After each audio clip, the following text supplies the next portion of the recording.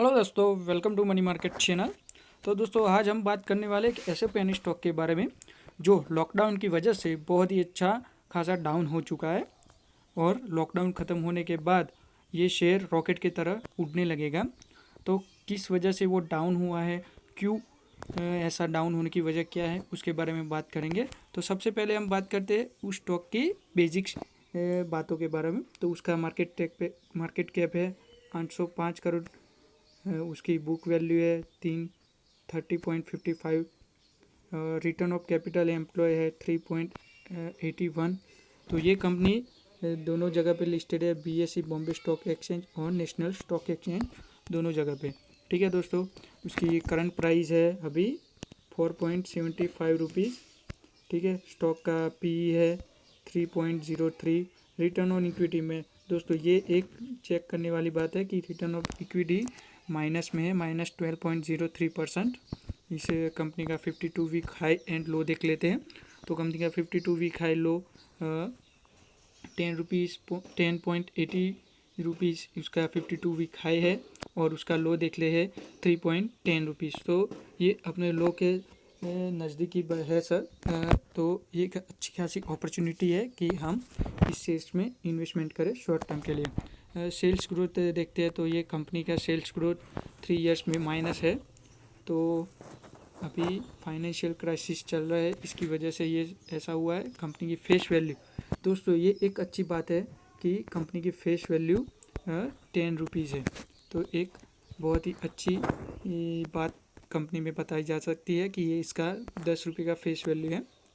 तो उसके बाद इस कंपनी के हम फाइनेंशियल प्रोस देख लेते हैं। तो कंपनी ने अपना डेप्ट रिड्यूस किया है। तो दोस्तों, एक बहुत ही अच्छी बात बताने जा रहा हूँ कि कंपनी ने अपना जो डेप्ट है वो बहुत ही अच्छी तरह से रिड्यूस किया है। तो एक अच्छी बात बताई जा सकती है। और ये देखिए, प्रमोटर्स ने अपनी होल्डिंग 4.60% ओवर लास्ट क्वार्टर में उन्होंने इंक्रीज़ की है। तो एक अच्छी बात बताई जा सकती है कि कंपनी के होल्डिंग अच्छी वजह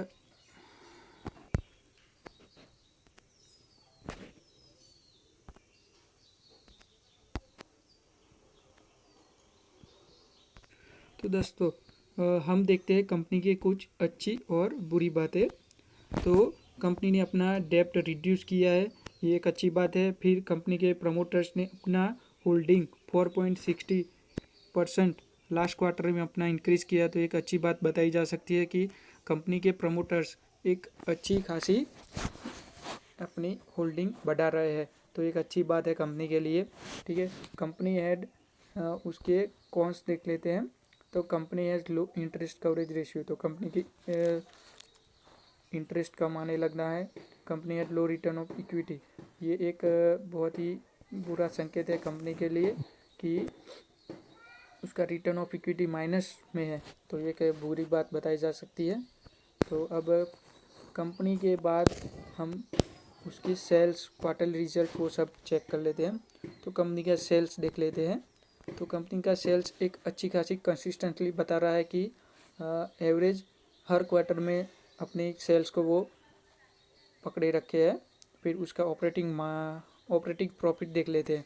तो ये एक बहुत ही अच्छी बात है दोस्तों कि कंपनी का जून 2018 में उसका प्रॉफिट था माइनस में, फिर सितंबर 2018 में वो प्लस में आया, फिर कंसिस्टेंटली वो बहुत ही अच्छी ग्रोथ दिखा रहा है और अभी कंपनी की प्रॉफिट कंसिस्टेंटली बता रही है।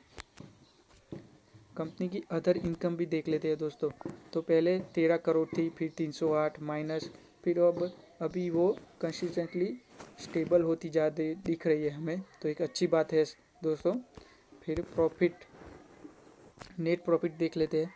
तो दोस्तों, ये एक बहुत ही अच्छी बात बताई जा सकती है कंपनी के बारे में, क्योंकि कंपनी का पहले जून 2018 में -353 करोड़ का माइनस में प्रॉफिट था, यानी कि लॉस था 353 करोड़ का। फिर सितंबर 2018 में उन्होंने -12 करोड़, तो बहुत ही अच्छी रिकवरी की है। फिर दोस्तों, ये 2 क्वार्टर में उनका थोड़ा डाउन रहा। फिर ये देखिए दोस्तों,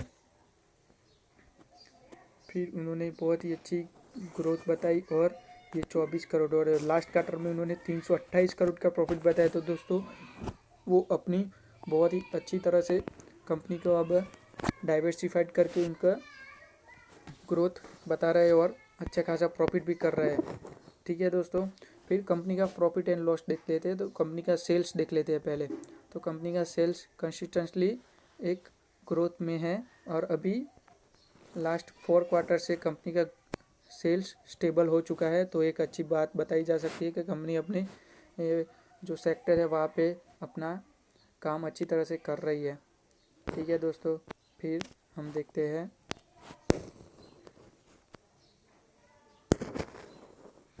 कंपाउंड सेल्स ग्रोथ। तो पिछले 10 साल में कंपनी का कंपाउंड सेल्स ग्रोथ रहा है 7.24। तो एक अच्छी बात है। लेकिन 5 ईयर और 3 ईयर्स की सेल्स ग्रोथ देखते हैं तो वो माइनस में है। तो एक सोचने लायक बात है। ठीक है दोस्तों, फिर हम बात करते हैं कंपनी के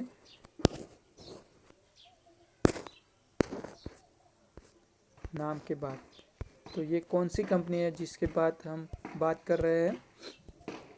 तो ये कंपनी का नाम है IDFC लिमिटेड, IDFCI लिमिटेड।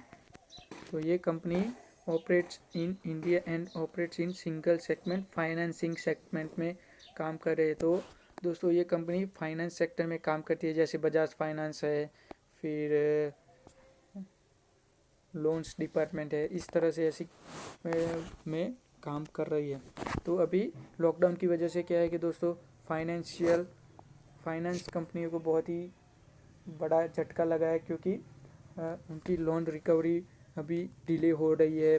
फिर उनके जो लोन्स की EMI भी अभी सरकार ने डिले करने के लिए कहा है। तो इसकी वजह से इस कंपनी का सेल्स अभी डाउन है और साथ साथ उनकी इनकम भी डाउन हो चुकी है। लेकिन लॉकडाउन खुलने के बाद ये सेक्टर बूम होने वाला है। मैं डेफिनेटली कह रहा हूँ आपको कि फाइनेंस सेक्टर एक बहुत ही बड़े बूम में होगा, वहाँ पे रॉकेट होने वाला है।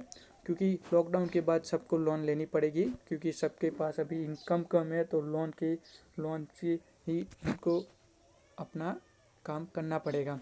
तो ये अच्छी खासी है। तो अभी दोस्तों इस कंपनी में थोड़े से 5 से 10 हज़ार रुपये का इन्वेस्ट कर दीजिए, तो आपको शॉर्ट टर्म यानी कि 3 से 4 महीने के अंदर आपको अच्छा खासा रिटर्न मिल जाएगा। तो एक अच्छी बात है दोस्तों आपके लिए कि आप इस शेयर में ज़्यादा नहीं 4 से 5 हज़ार रुपये लगा कर छोड़ दीजिए। आपको 3 से 4 महीने में अच्छा खासा रिटर्न मिलने वाला है। क्योंकि अभी अनलॉक 1 आया है। तो अनलॉक 1 में कुछ गाइडलाइंस आई है, जिसमें फाइनेंस सेक्टर को अच्छी खासी छूट देने वाला है। तो एक अच्छी बात है दोस्तों। तो थैंक यू। और आप अभी तक हमारे चैनल को सब्सक्राइब नहीं किए हैं तो सब्सक्राइब कर दीजिए और बाजू में रहे बेल आइकन को दबा दीजिए।